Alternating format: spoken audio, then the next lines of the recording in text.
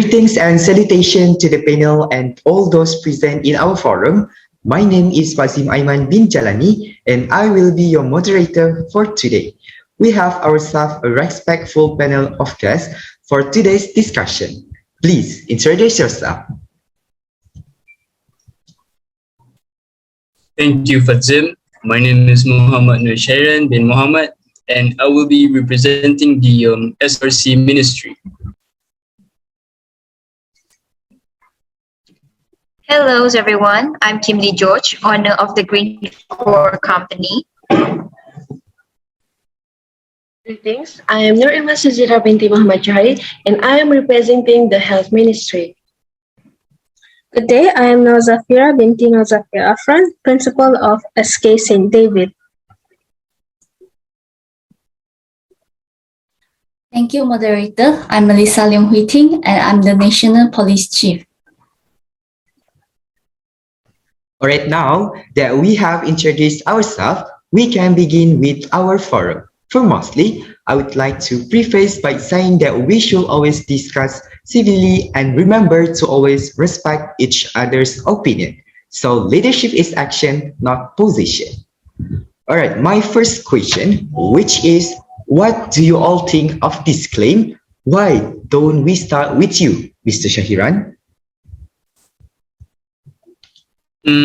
I believe that this is an interesting but good from the prospect of leadership.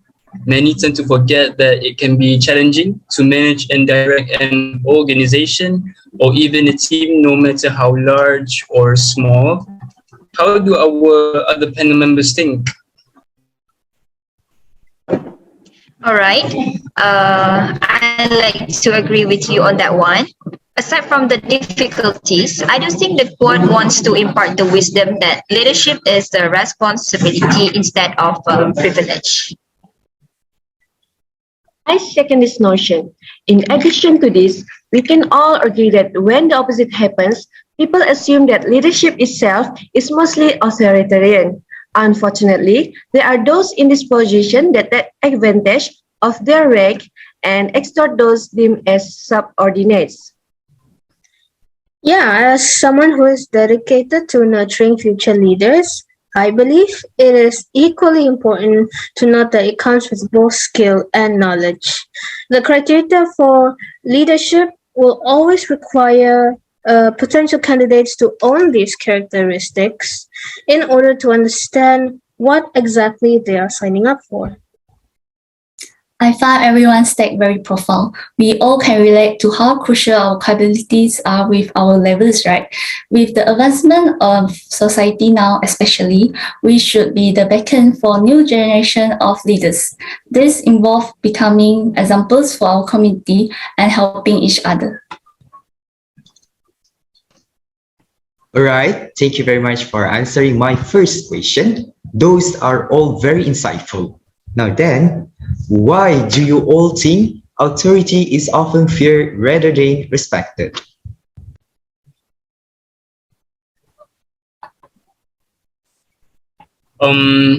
It all comes down to how people in power are represented in both media and concept. When you hear the word authority, there is an underlying hint of intimidation.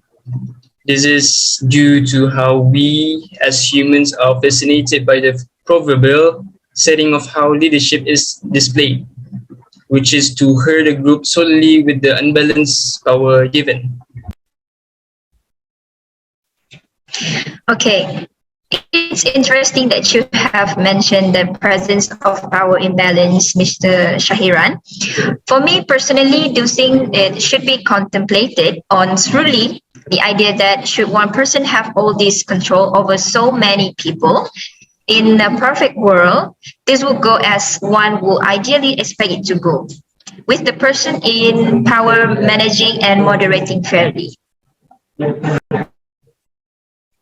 On the topic of taking advantage of position, this issue can be seen anywhere in our leagues. For instance, I have heard experiences from patients treated poorly by their doctors and nurses. I must elaborate, however, not many medical professionals are like this. This is simply ill-equipped, people with greed for power. Power abuse is not a new phenomenon, of course. It is simply that now we are all more connected than ever. These events are coming into light.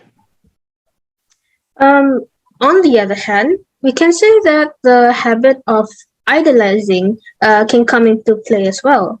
From the beginning, we have always needed someone to look up to, so we may build ourselves upon the same admirable concepts.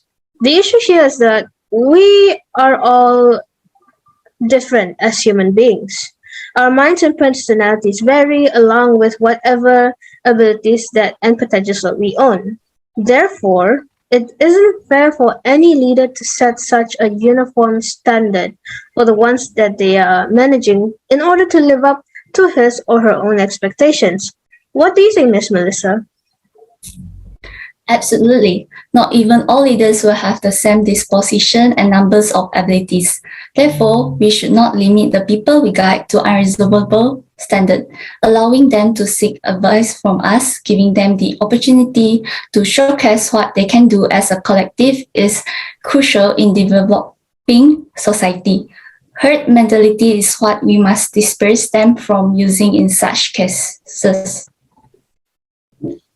All right, thank you very much for answering my second question. Moving on to the last question of the day. How does leadership take place in your respective sectors? An interesting question. Well, leaders around the world, and in particular leaders of individual countries, play a critical role in assuring good life of citizens. A good and capable leader leads his or her pupil and country to peace and prosperity.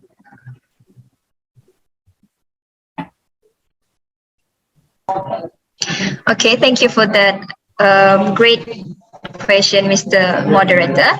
So for me, being a businesswoman, it is essential when it comes to developing and expressing new strategic direction, as well as interacting with and motivating employees to increase commitment to company goals. Okay, thank you, moderator. For health and minister like us, effective leadership is important in the healthcare industry for achieving targets and developing company culture. It is also important to keep monitoring and providing feedback on staff performance. Alright, thank you for that. As a principal, I have to be effective and responsive to encourage and develop teachers and other school staff's skills to accomplish a good job. Now, as a principal myself, it is vital to play an important role to ensure that the successful teachings and leadership approaches in schools by their own actions. Okay, thank you for the question. So, as a police chief myself, I must understand the importance of the group to its member, as well as the group's qualities, such as its high level of unity. Effective police leadership will assist corps in identifying with both the lead group and the leader, establishing a sense of belonging that leads to improved police performance. All right, it seems like time is very jealous of us, but I would like to say thank you very much for spending all of your precious time with me and answering all of my questions today. Such a good opportunity to hear a variety of perspective and opinion from different backgrounds. I hope our discussion today can help to clear your doubts about leaderships. It's my pleasure to be able to conduct a meaningful discussion with all of you today. Till we meet again, see you when I see you. Bear in mind, leadership is action, not position. Thank you.